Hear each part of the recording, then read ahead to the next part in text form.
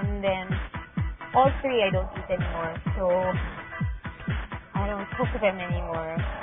I have yet to start learning how to cook properly.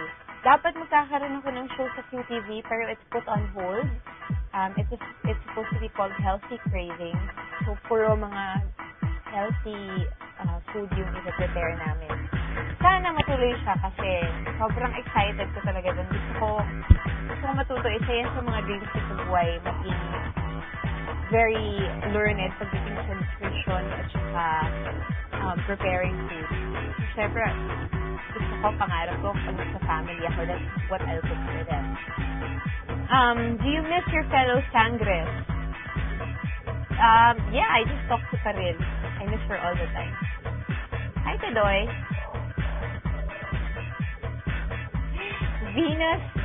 Venusiasm. Ate, request ko, can you touch your nose through your tongue? Bakit naaalala mong kaya kong gawin yan, ano? Mamaya, pang-ending natin. Totoo bang may Encantadia na naman?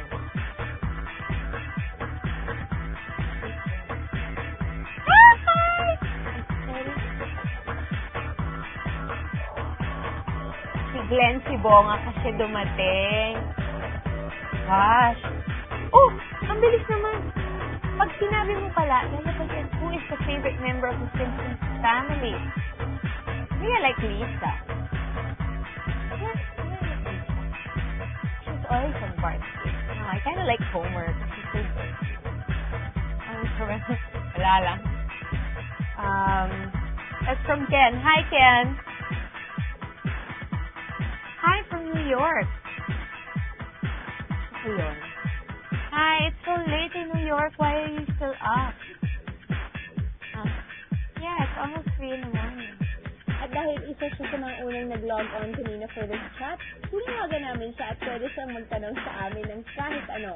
Hello, Ken from Malaysia.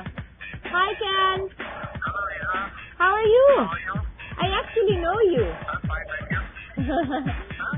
Yeah, I'm just telling everyone that I actually know you.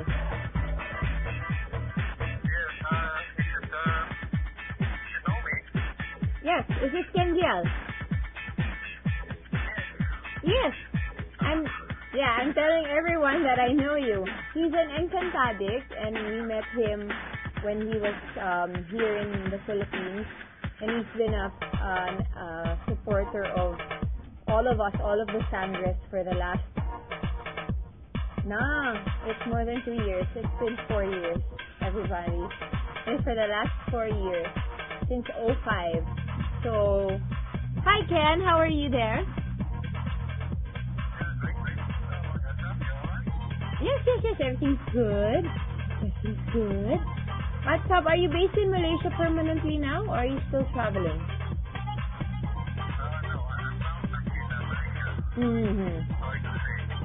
Okay. That's good. Yes. Thank you for the card. Thank you.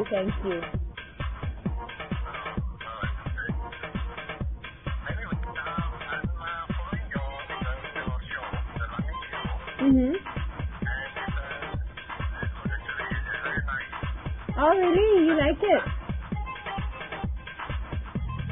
yes, I'm watching the And internet TV. internet TV. Okay. Yeah, I didn't get any transmission of the show in Malaysia. So it's actually very, it's a bit different from your previous show. It's different. More evil, a bit more flashy. But very interesting and exciting too. You like it? Do you like it? Is it okay? Yes, of course, I'm following it every day. Oh, thank you. Waiting for the next. So you still do synopsis? Next. I'm sorry? Sorry? I was wondering if you still do like a synopsis or a breakdown. How do you understand it? Do they have like a English translation? They don't. No, I just guess like I got before, I just guess and sometimes I get recognize. Mm. So yeah, I'm trying my best understand.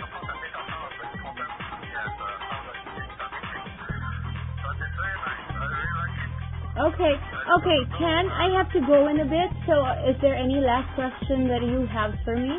Because I have to get back to the chat.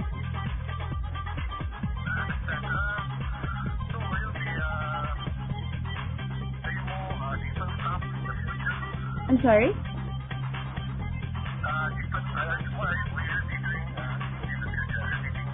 Oh, what's up next for me? I have Starstruck by November or December of this year. I will be part of the council, just like a judge. As for the soap operas, I don't know what's next for me.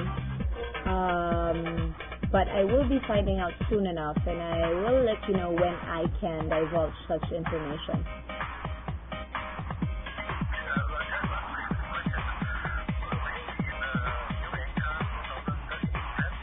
Oh, that's top secret. I can't talk about that now. It's okay. Alright, thanks, Ken. Thanks so much for your support. Thank you. Bye.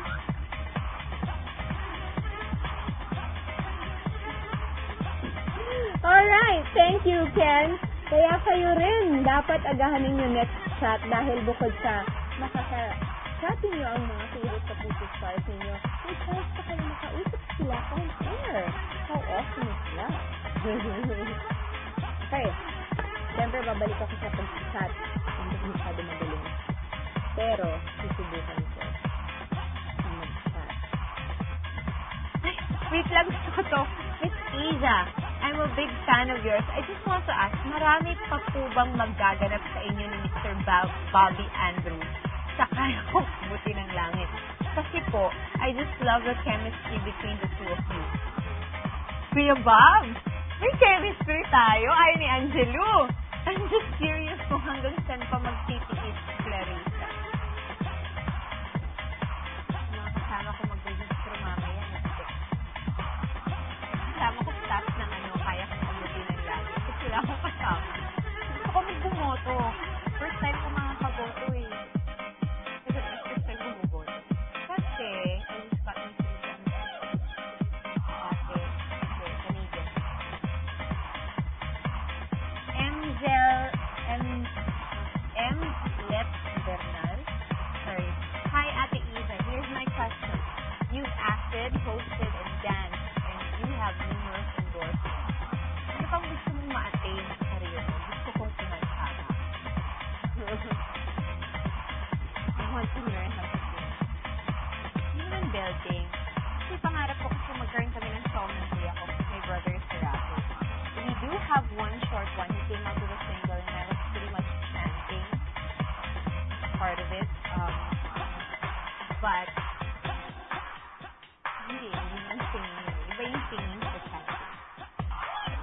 Butler, what is the song of your life? Mamaya, pass muna. Mayroon mga ganyan tanong. Ano po yung song ng ng youth? I still haven't found it. But I don't know if I'd like that to be the song of my life. I mean, it just gets a lot. Apparently, you're always searching for something, diba? I think it's God-related. In the beginning, I thought it was love-related. Pero I was trying to listen to it. I think it's really God-related. Parang marami silang songs na ganyan sa very Catholic, diba? Hindi ko pa alam. Wala pang song ang life ko, be. I did it my way. Green Eye. Ang galing niya sa Chika Minute. Talaga. Share ka dito sa chat ng latest sorry, wrong person. Ano talaga, be? I'm usually the last to know. Nakakatawa nga nung sa Chika Minute, sila Sir Mike pa nagkakwento sa akin ng mga latest showbiz intriga. Sobrang you don't know that stuff.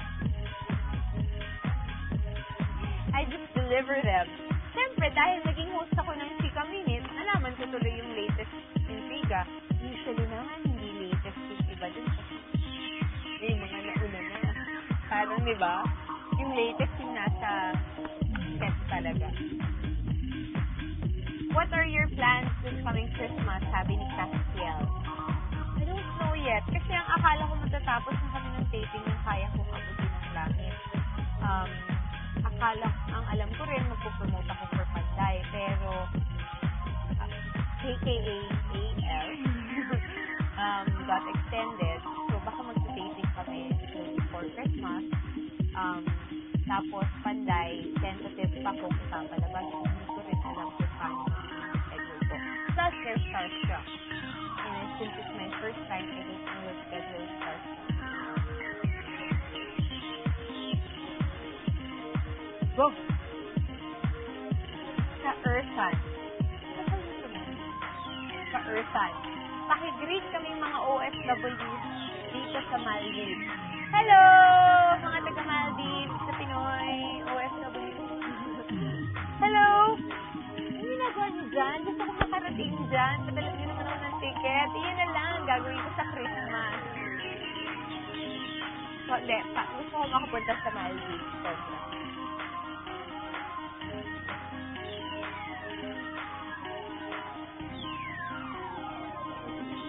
Nakakatawa sabi ni Vinicius.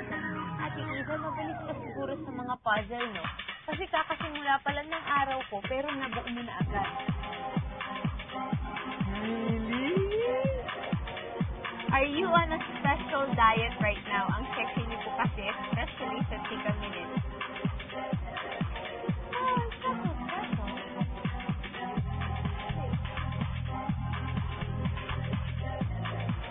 Hi, Super Cheese.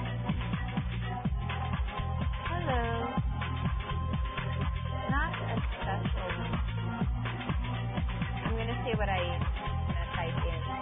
I'm not on a special diet, special, but I am concentrating. Right now, I'm eating a lot of food, and a lot of protein, kamote, and sabak for my carbs.